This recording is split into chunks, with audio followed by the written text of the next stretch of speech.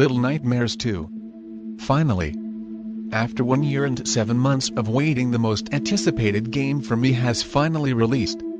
The team at Tarsier Studios made a huge impact in 2017 with a masterpiece literally right next to Angry Birds, which is a rare achievement in my opinion for video games. Little Nightmares is the most beautiful game I have ever played in my whole life of gaming. First was the amazing designs of the planets and atmosphere in Ratchet and Clank, then the amazing level designs in all of the games in Sonic the Hedgehog, and finally some beautiful landscapes in the Mario franchise. But Little Nightmares beat the shit out of the three of them by having amazing level designs, interesting lore, some terrifying looking characters which are very memorable, and has an extremely incredible gameplay, and the team put their all into this game. Now the sequel has finally arrived, so what do I think of it? Is it as beautiful as the first that I will stare into the TV with amazement like the viewers, or does this game make me feel like to turn off the TV and play it without seeing the screen? First off, let's start with the story.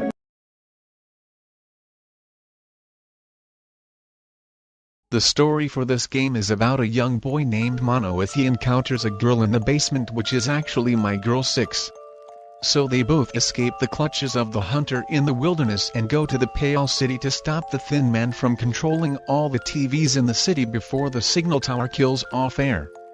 The story is very intriguing to people who have either played the first game or are a huge fan of the Tim Burton movies. The original game's story is just 6 trying to escape the maw. Anyways, Dave Mervick, the narrative director, put a lot more effort into this story. It looks like a story that a movie could use, but it would suck. The story is best used in a game. So, the story is a great story to me because it does try and it succeeds. It also has some Easter eggs of the original game which ties into the lore of the whole series. The game does confirm it a prequel in the secret ending and explains how 6 gets her hunger. The plot elements are great with explaining everything in the area by finding clues, like for example, in Chapter 2 6 finds her iconic raincoat which hints at a prequel. That works a lot, so the game's story is great and a little better than the originals. Now let's talk about its gameplay.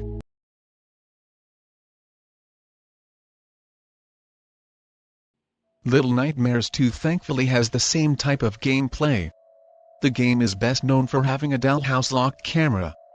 The buttons are grab, jump, run and sneak, and sometimes a light and a remote control which you can use to turn on and off TVs later on in the game. The newest gameplay mechanic is probably the best thing. Little Nightmares 2 shines bright in gameplay. The combat. In the original you did not fight any enemies at all. In Little Nightmares 2 you can use many different items to use as a weapon, such as an axe, pipe, soup ladle and many more. You can use the weapons against hands, bullies and doors to get through them. This is a smart mechanic to have and I really enjoy it.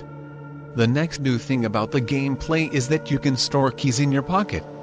This does take time to get used to if you remember that you had to carry the keys with you across the place. Now that problem is gone and it has happened. The next new mechanic is 6. No, she is not a weapon or playable character. She is actually a AI which can help you in situations. She can hoist you up onto windows, she can block doors to prevent enemies from getting in or out, and she can use levers to help you to either get items or help you pull a vent to get through it. She is a great mechanic, but she is not really there that much because she always gets kidnapped throughout the game, and it does feel disappointing that you mostly have to do things by yourself. The gameplay also tweaked some problems in the original, like the aim assist, balancing is fixed, and the loading times. I played Little Nightmares 2 on my PlayStation 5, so I presume that the loading times are the exact same, that is lightning fast. The loading times in the original were awful. Glad they fixed the loading. The gameplay is absolutely perfect, but if you want to troll, unfortunately for you, that it is hard to troll because of the tweaked balancing and many more. Anyways, the game has gotten some problems fixed and the good stuff is not there anymore. Now let's talk about the last thing. The characters.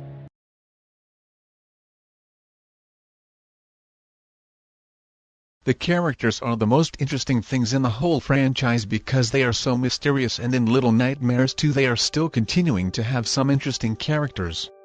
6 is back, but I think this game explains her origins. She starts up locked in the basement and you need to break her out, so you use an axe to break the door. Then she runs away and then gains your trust a minute later while trying to get into an attic to get a key for a door. Her friendship with Mono progresses throughout the game, but she is not really in the game as much because she is mostly kidnapped. She does have a thing that is different from the original in this game that is not in the original. She acts like a child. In the original she does not care about the toys around her and wants to escape them all. In Little Nightmares 2 she wants to play with some toys, like in Chapter 2 she kicks a ball in the schoolyard into the goal, which seems like a fun Easter egg, but it actually her wanting to play with the ball, but then follows you into the mission, which is to get into the school. I'm not gonna spoil what happens in Chapter 5, but all I can say is she turns into Monster 6. Now we got 6 out of the way, let's talk about Mono.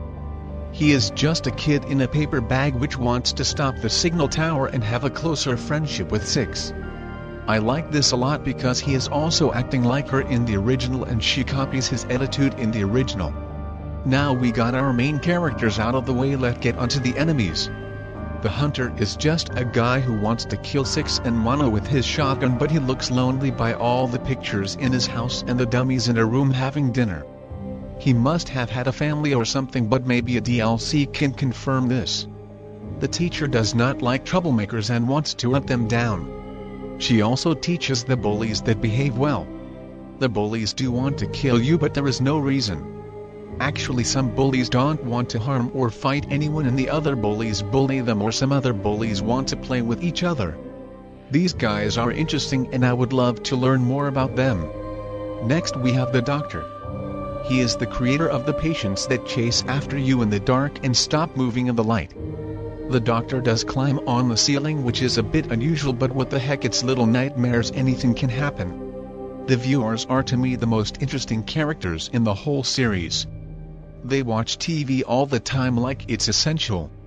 If there is no TVs to watch they kill themselves, or they do it because it is so beautiful. Then we finally have the main antagonist. The Thin Man. The guardian of the TVs and lives in the signal tower. The Thin Man only appears for 10 minutes of the game, and this is really disappointing because I thought he would have a major role to play, but he really doesn't. These characters are very strong on either their own or together, and one may have not been in the game for more than 3 chapters. It's absolutely fine that the rest have a good role to play in. Little Nightmares may be a masterpiece, but Little Nightmares 2 has surpassed the game on my list. 6 and Mono's adventures are 100% not as strong as shooting birds into buildings at pigs. Little Nightmares 2 is the best sequel in video game history to me, and it as good as Shrek 2, which means it was way better than the original. The story is great and is a great thing to use for theories on the world of Little Nightmares. The gameplay is absolutely outstanding and the characters are mysterious and you just need to know everything about them. Yes, it may have a few flaws like the tweaked balancing and the big antagonist being in the game for half a chapter, and 6 is barely there, but these are passable flaws. Little Nightmares 2 gets a 10 out of 10 from me. It is a must-play to my standards. The comics I forgot to mention are great for the lore of this game, and it is fun to try and find where the comic has taken place. Now I will see how sales do and wait for some DLC to come in. Hey guys, Andrew here. I just want to say thank you for watching this review, and thank you for taking this incredible journey with me to both Little Nightmares 2's launch and getting to 400 subscribers. I am immediately grateful. So I'll see you all guys in the next video. My channel will be back up and running normally by tomorrow, and I'll see you guys tomorrow. So stay good guys. Or it might not be tomorrow, but yeah, so stay good guys.